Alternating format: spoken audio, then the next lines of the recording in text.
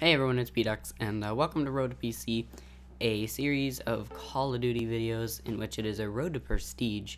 However, it is played on the PC with a keyboard and mouse, which I've never used before. I'm a console player, but we had console difficulties, and so we used the PC. And it's kind of funny to watch these videos, as you're going to see in here. I think I'll go 1 in 13 or something like that. I'm really bad at it. And it's kind of funny to watch all the stupid mistakes I make, and I'm actually a pretty good player on the console. But we're going to have to wait for my hot hog to be fixed, or I buy a new one, in order to prove that to you, because right now, it's going to look like I suck. So, kind of sit back, enjoy the video. It's kind of funny, try to laugh, try not to take it too seriously and be like, oh, you suck, you go, oh, you suck, enter, and it's only funny for like a minute, and then I don't find it funny anymore. So yeah, and so today we're gonna talk about a little bit about the Olympics, and the next video, which will be up on Thursday, will also be about the Olympics, but a bit different topic. So I want to talk about the Olympics because today is Saturday and the Olympics, and tomorrow, Sunday, and after 17 days of sports competitions, it's kind of all over. So I think it's kind of the time to make one of those concluding videos. And so I've watched so much of the Olympics. I watched the opening ceremony. I watched the let's see all the sports. Handball, horse. The horse. Oh God, was the horse thing boring? Please, if I have one suggestion for you, please do not watch the stupid fucking horses. They are awful. So I watched the horses for all of 3 minutes. Soccer, volleyball. If I didn't mention handball, I watch handball. I've never watched it before in my life. Badminton, tennis, track and field. Jeez, all the track and field events. I think I know them all by heart, but I've watched pretty much every single one of those. And it's kind of amazing to see. You see all these players from around the world, and they all come up.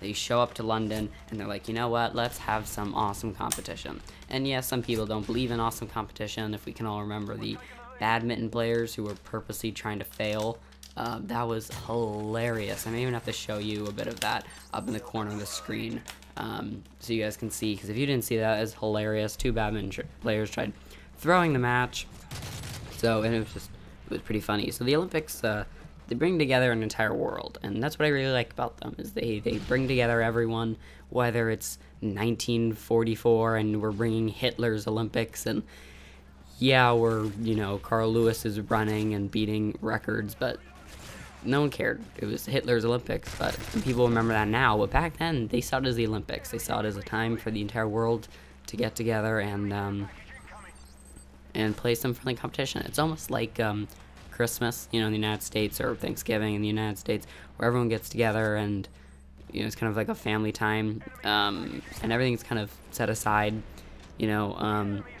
That's what I really like about it, is we can all come together and we can play some sports, and you get to watch a lot of cool sports you've never seen before, and people are rewarded for their amazing dedication to sports, because some of these people have been playing.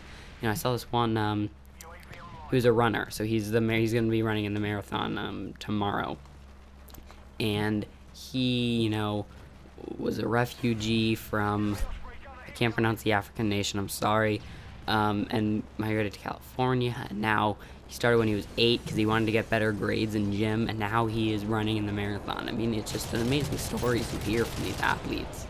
You hear these fantastic tales in which they just want to support their country because they want to show that they do this for themselves and for their country. So however, even in all this awesomeness and all this emotion and all this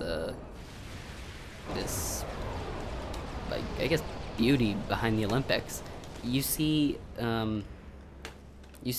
all these massive dollars. When I was watching the opening ceremony, I was looking at it, I'm like, whoa, how much money did they spend to get that?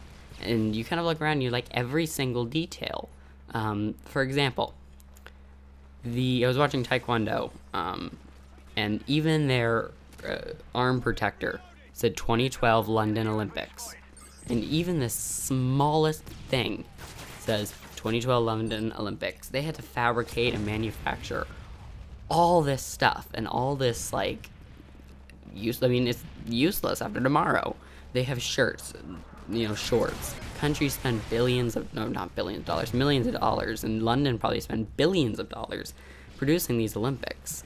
They just, it was all this money was thrown around to create a grass scene with real grass, and then have a bunch of smokestacks come up and something about the Olympic rings. And is it worth it?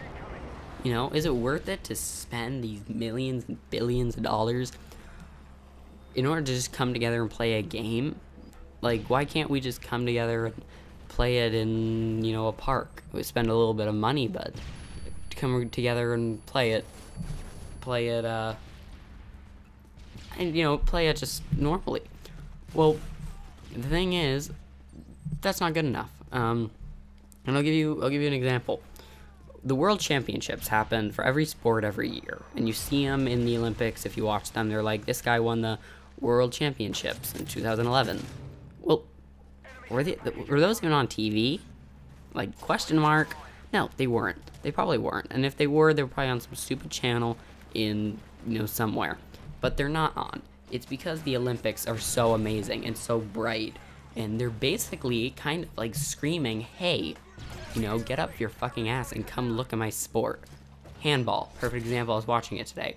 I would never watch handball, but because in the Olympics, these athletes from Montenegro and Norway were sitting there like, hey, you might not know where my sport is, but guess what? I matter, because we're in the Olympics and we worked hard to get here, and you need to appreciate us for that. They're basically like screaming at you.